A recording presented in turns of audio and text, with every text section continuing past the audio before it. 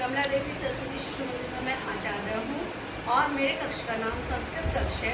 इसको नाम दिया गया है कालिदास कक्ष। मैंने मेरे कक्ष में सभी संस्कृत भाषा में प्रयुक्त होने वाली चीज़ें और जिनसे कि हम अपने विद्यार्थियों की स्मरण शक्ति को बढ़ा सकें संस्कृत भाषा के प्रति, उन सभी का मैंने प्रयोग किया है। ये मेरा सूचना पट है जिसमें मेरे कक्षा से संबंधित सभी जानकारी यहाँ पर आपको मिल जाएगी। ऊपर मैंने संस्कृत में गिनतियाँ लगा रखी हैं और ये मेरे कक्ष का नाम महाकवि कालिदास है, तो उनके बारे में मैंने यहाँ पर बता रखा है। श्वेतपट, इसका नाम है श्वेतपट। दशरथ मार्जनी, टोकरी कंडोल।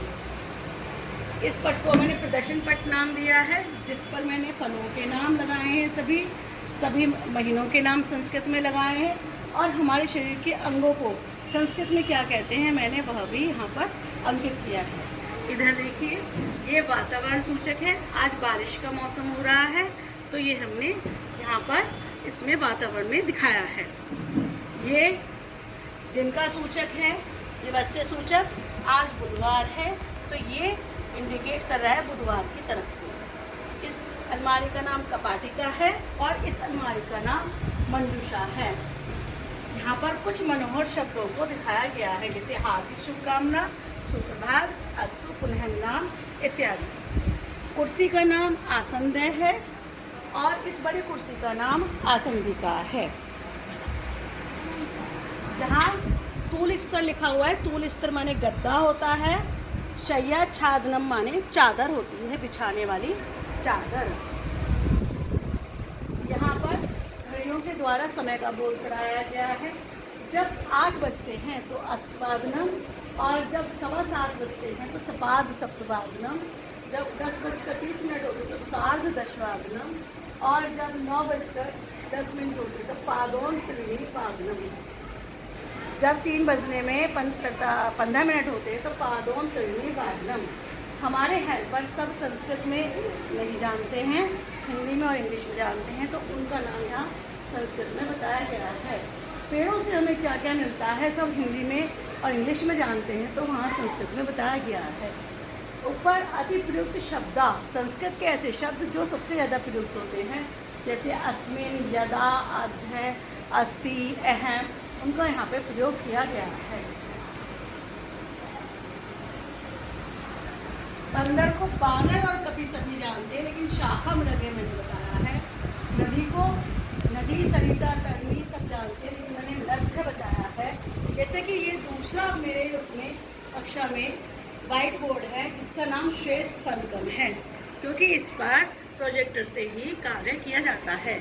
सबसे ऊपर मैंने माहेश्वर सूत्र बताए हैं, साथ ही मैंने अपने कक्ष में घड़ी का जो संस्कृत में नाम होता है वह भी बताया है। इस बोर्ड पर, इस वाले पट पर, प्रदर्शन पट पर ये सभी नाम लिखे हुए हैं। जैसे कि हम नाउन और संज्ञा को जानते हैं, ऐसे संस्कृत में भी होते हैं जिन्हें संज्ञा पदानी कहते हैं। इसके साथ ही मैंने पर्यायवाची शब्द भी यहाँ पर बताए हैं। ये मेरी कक्ष में उपस्थित भैया बहन जिनकी संख्या 57 है कि सभी की जन्मदिन की सूची है, जिसमें इंग्लिश में भी महीनों के नाम लिखे हुए हैं, साथ ही साथ संस्कृत में भी महीनों के नाम लिखे हुए हैं। इस काइट के माध्यम से, पतंग के माध्यम से मैंने उन शब्दों को लिया है जो प्रश्न बनाने में सहायक होते हैं और संस्कृत में सबसे ज़्यादा प्रयुक्त होते हैं। हम अपने खाने में दालों का प्रयोग करते हैं, उन दालों का संस्कृत में नाम क्या है? ये सभी भैया बहनों ने गतिविधि की है, जैसे कि एनलप में ये लिफाफे बनाना, फ्लावर बनाना, इन सब का। और साथ ही साथ मैंने यहाँ पर ये नाम भी लिखा है कि भैया बहनों के डेस्क और बेंच को क्या क्या नाम कहते हैं।